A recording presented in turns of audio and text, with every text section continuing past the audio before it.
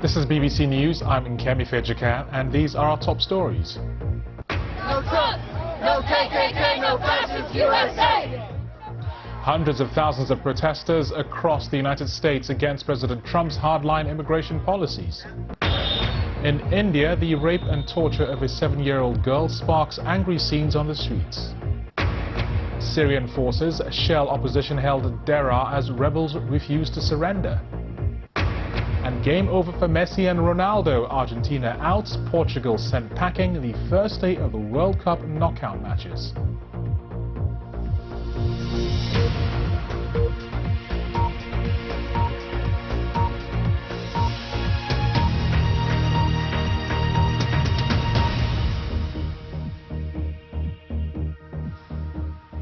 Hello and welcome to BBC World News.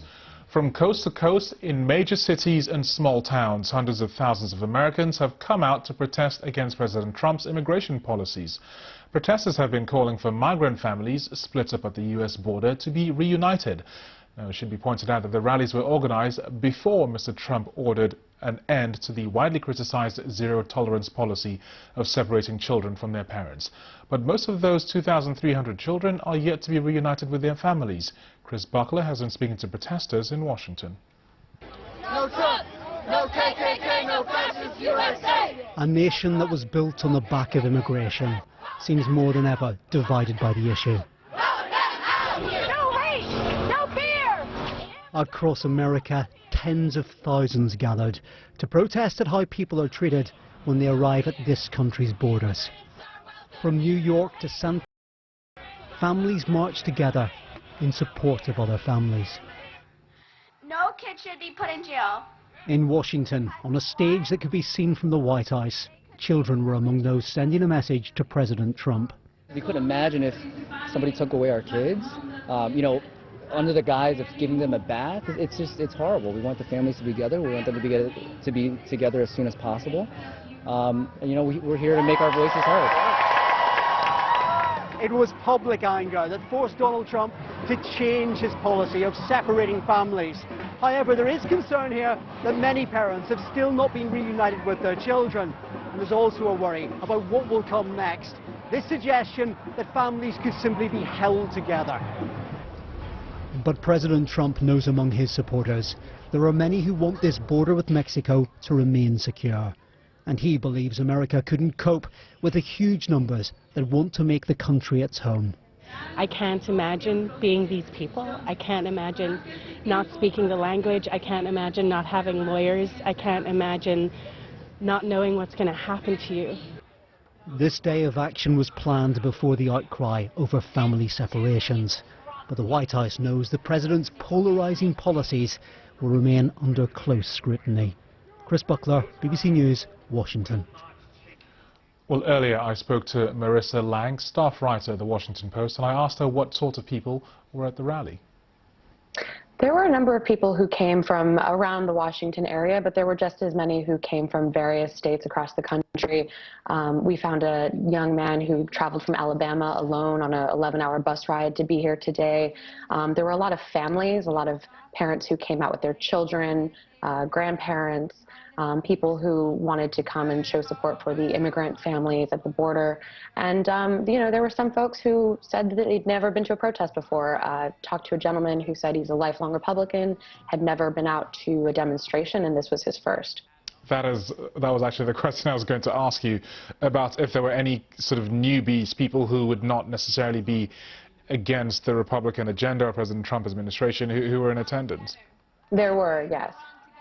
And what does this say about the president's support? Is this one of those ones where even his supporters are against him in large parts? I think it's a tricky question because the president has a base of people who are very much with him on this, who do support him, who think that this is exactly the reaction that the country should be having to folks who are trying to cross the border. But there are quite a few folks who are registered Republicans, members of the president's party, who do not agree. And there have been a few polls that show that the majority of Americans think that these detentions are wrong and the country should move away from them. Were there people who said, well, we should still secure our borders, or was this kind of like really on the other side of the argument?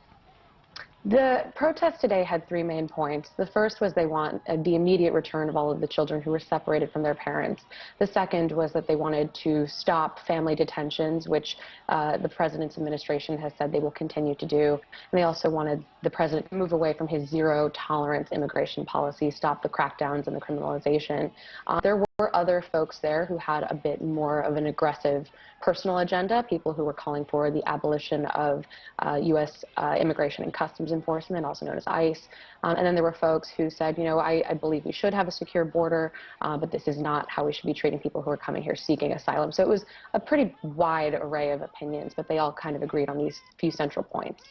What are the Republicans saying about this, or at least President Trump saying about this? Is this do you think this is the kind of thing which will affect the forthcoming elections, the midterm elections? I mean, this is the kind of thing which the president thinks, I don't want this happening right now.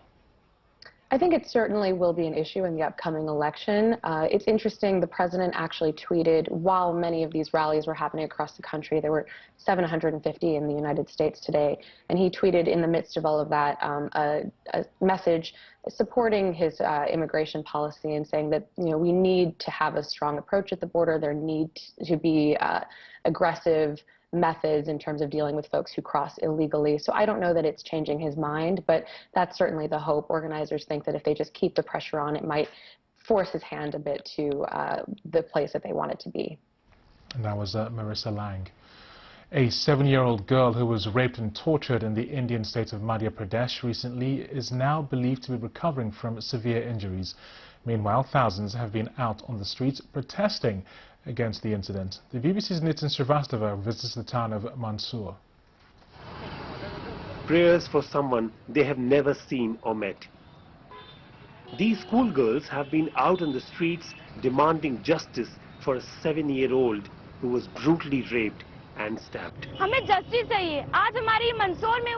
This happened in our town today and can happen somewhere else tomorrow. Such incidents have been on the rise. We want these monsters to be hanged. A sleepy town in central India struggles with the shock. Thousands have come out in support of the victim, who was taken from outside her school and tortured for hours. School का CCTV camera था वो खराब पड़ा हुआ था. Her school CCTV cameras were not working, so we had to take help from shopkeepers and social media platforms to solve the case. We are now pushing for a speedy trial. Such is the anger on the streets that even the legal community are taking the unusual step of refusing to defend the suspects. This is a crime against humanity, and we have decided that no one from our fraternity will defend the accused in the courts. The accused are from the minority Muslim community, and there are worries regarding a communal backlash. But the Muslim community has taken a stand too. If the men are found guilty, their families will suffer too. Our community has declared that if the accused are convicted and get capital punishment, we would not even allow them to be buried in this town. Even their families would be made to leave. There have been huge protests against the suspects, and demands for capital punishment is growing. But the fact remains that such horrific incidents continue to haunt India again and again. And that was Nitin Srivastava. Now, talks aimed at stopping the fighting between government forces and rebels in southern Syria have ended in failure. The opposition forces were attempting to negotiate a ceasefire with the government's Russian allies in order to stop a major offensive by Syrian military forces in Deraa province, which is near the border with Jordan.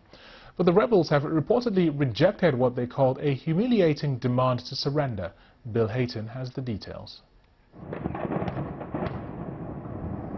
Deraa was one of the first cities to rise up against President Assad 7 years ago. Since then, it's been a battleground, and now it's being pounded into submission. From the air and the ground, Russian jets and government soldiers are close to destroying the last major rebel stronghold in southern Syria. Around half the city is reported to be in government hands, and another 8 nearby towns fell to the regime on Saturday, according to local reports. We've successfully fulfilled our mission in the Al-Lajat region. Our soldiers' health, our faith in victory and our commitment to the President enabled us to win this victory and defeat the terrorist groups in this rugged region. The current offensive has been going on for almost 2 weeks. The rebels are caught between government forces and the border with Jordan, but are refusing to surrender. A bitter battle is taking place around a military airbase. Casualty figures aren't known, but one human rights group estimates that 100 civilians have been killed in Daraa in the past week. The United Nations says around 160,000 people have been forced to flee. Some are heading to a sliver of territory held by a rival rebel group linked to Islamic State. With government and Russian forces making steady progress, it looks like the end of rebel-controlled southern Syria is not far away. Bill Hayton, BBC News. Let's get some of the day's other news. At least one person has been killed and around a dozen injured during a march in the Nicaraguan capital, Managua, in memory of the young protesters who died over more than 2 months of anti-government protests. Rights groups reported armed men shooting at marchers during the demonstration. The militant Islamist group Al-Shabaab has banned single-use plastic bags in areas under its control in Somalia. According to media outlets affiliated with the group, the militants consider plastic bags a serious threat to the well-being of both humans and animals. Al-Shabaab did not say how it would implement the ban, but because of widespread fear of the group's use of violence, orders are usually followed. Now to Uganda, where hundreds of protesters have marched through the capital, Kampala, demanding police action over a spate of rapes, murders and kidnappings targeting women. Jamie Mitchell reports. Anger over the murder of more than 40 women in Kampala since last year has boiled over onto the streets, with demands for justice for the victims, many of them young, and mothers, and whose cases remain unsolved.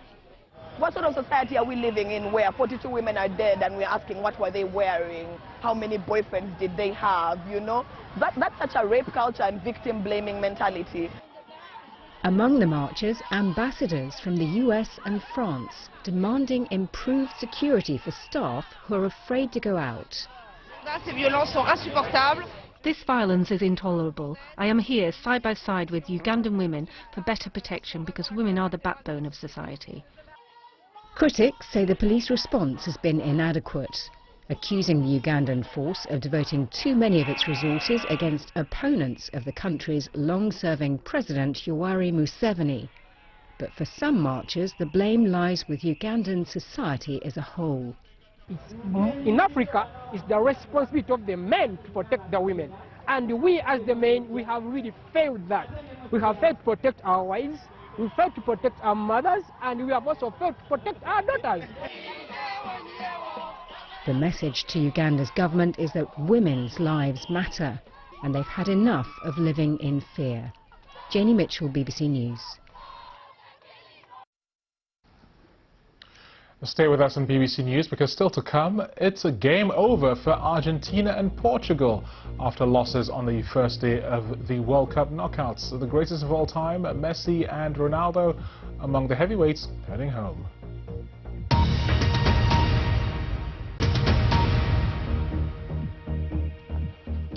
This is BBC World News and these are the latest headlines.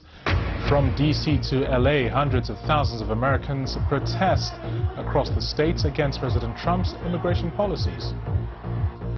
Syrian forces shell opposition-held areas of Daraa as rebels refuse to surrender. Now, a spokesman for Hungary's government has denied reports that it is one of 14 EU states to have entered a migrant repatriation agreement with Berlin. The deal would see the nations take back migrants who initially registered in their countries before traveling on to Germany. Well, the German Chancellor Angela Merkel has been facing a political crisis at home over her approach to migrants. Speaking at a ceremony marking the handover of the EU's rotating presidency from Bulgaria, Austria's Chancellor Sebastian Kurz said its motto would be a Europe that protects. Mr. Kurz has put security and the fight against what he calls illegal migration among his top priorities. Bethany Bell has more from Vienna. Sebastian Kurz has promised to make the fight against illegal migration a major priority for Austria's EU presidency. He's welcomed the deal that was reached earlier this week in Brussels, but he says now it's a question of trying to implement that quickly. But there is still quite a lot of confusion about the details of this. The EU leaders have agreed to set up asylum processing centres. It's not clear in which countries those will be or how quickly they can be brought into being. What Sebastian Kurz has said is that he wants to shift the focus from repatriating asylum seekers within EU countries to strengthening Europe's outer borders. But there are still a great number of differences as to the best way of dealing with that, and Germany in particular has tried to strike up agreements with 14 EU countries to repatriate some of those asylum seekers. This is a complex political problem for the EU, and there are a great many disagreements about it still. But it has to be said that while the problem is political, the number of migrants who are reaching Europe at the moment has dropped significantly since the migrant crisis of 2015 and 16. Two major steel producers, ThyssenKrupp of Germany and India's Tata Steel, have agreed to merge, the biggest such deal in Europe for more than a decade. The new company will be the second largest steel manufacturer in the region, employing almost 50,000 people. The two firms have been in negotiations for more than a year. They had previously warned that about 4,000 jobs could go as a result of the merger. Thomas Morgan reports. Jobs have been cut, pension terms reduced, but now it seems the steel workers have some security. Port Talbot is home to almost half of Tata's British workforce, and today's news is most welcome to Scott Barmsey, who, along with several family members, has worked in the steelworks all his adult life. Morale has been really low over the last few years. I think today has given us some sort of, clear future and a bit of a weight off our shoulders. ThyssenKrupp Tata Steel BV will be the second biggest steelmaker in Europe. Together, they'll have a workforce of around 48,000. The 50-50 joint venture anticipates making cost savings of between £350 to £440 million a year. And due to the increased size of this new company, the annual sales will be about £13 billion. Within the merger is a commitment to invest in extending the life of the blast furnace, a key part of steel production here in South Wales. Without this commitment, the rest of the UK operation suffers, something the unions have been battling for all along this process. What we need now is a period of stability, not worry about their jobs or security of them to get on and make steel, which is what they're best at. The larger European giant, better equipped to deal with the world market, comes at a crucial time, as the imminent threat of the recent US steel tariffs and its knock-on effect looms over the industry. The government say they will continue to work closely with new management teams and trade unions as this new company develops its business plan. There will be some voluntary redundancies as part of this merger, mostly in administrative roles, but there'll be no compulsory redundancies for the steelworkers of Port Talbot and Tata's other UK factories. Some certainty, some security for now at least, after what's been such a turbulent few years. Thomas Morgan, BBC News, Port Talbot. Soldiers in Thailand have been carrying out evacuation drills as they continue to search for 12 missing boys inside a flooded cave. The fate of the boys aged between 11 and 16 and their football coach has gripped the nation since they went missing 7 days ago in Chiang Rai province. Well, the BBC's Howard Johnson has been spending some time behind the police cordon where the children's families and rescue workers are waiting anxiously. The relatives of the missing 13 have been waiting inside this tented area now for a week. They've heard very little from search and rescue teams since their boys went missing inside the caves, which were flooded following heavy rain. In times like this, Thai families come together to pray, eat together and comfort one another. One mother we spoke to said it would be depressing to stay at home waiting for them. Staying together helps to give moral support, she said. But they're part of a wider Thai community here, and central to the support effort is food. It's what really bonds the Thai people, and these meals here have been provided by the Thai king. There are also hundreds of civilian volunteers helping out here. This morning I saw 3 cavers going off into the hills behind us to try and find routes into the caverns below them. Also, Oil here has come along to help with her translation skills. Why did you decide to come along and help? Because I watched the news from the first day, and I have my own children, 2 children at home, and I thought if they're in the cave, so I could not sleep, I cannot eat, so I come, maybe I can support and help here. What we've seen in the last few minutes is one of Thailand's most prestigious monks arrive to give a ceremony for the relatives of the missing 13. You can see it going on just behind me over here, and it demonstrates what happens when a VIP arrives at this site. Lots of media flock around to see what's going on, police blowing whistles. Sometimes it can get a bit chaotic here. There are hundreds of search and rescue workers here waiting to be called into action the moment that the boys are found. But the conditions here are tough. There's mud everywhere. It's hot and humid, and when it rains, it's torrential. For now, all they can do is be patient and wait for news from the teams inside the cave. The BBC's Howard Johnson reporting from northern Thailand there. Now, a privately developed rocket has exploded and crashed to the ground just seconds after liftoff in Japan. Hundreds of people were watching in shock as the rocket fell from the sky in flames at a test site on the island of Hokkaido. It was unmanned and there were no reports of injuries. The rocket was developed by a startup company, Interstellar Technologies, which is hoping to provide affordable commercial space flights. Pretty dramatic pictures there. Now, football, and Saturday saw 2 of the greatest players in the history of the game crash out of the World Cup within a few hours of each other. Argentina's Lionel Messi and Portugal's Cristiano Ronaldo both lost in the first knockout stage as France and Uruguay moved on to the quarterfinals. The BBC's Tim Allman has watched all the action. They have been, without doubt, the players of their generation. Arguably, 2 of the best players of all time. But neither Lionel Messi or Cristiano Ronaldo have ever won a World Cup. And now, barring something fairly extraordinary, it seems unlikely they ever will. It was Messi who departed first, Argentina losing in a fantastic match against France in Kazan. A penalty from Antoine Griezmann gave the French an early lead. But a few minutes before half-time, Angel Di Maria scored an absolute screamer to make it 1-1. And just after the break, Gabriel Mercado deflecting shot put Argentina ahead. But that was as good as it got for the South Americans, Benjamin Pavard equalising just before the hour mark. Then 2 goals from Kylian Mbappe was enough to send France through and Lionel Messi home.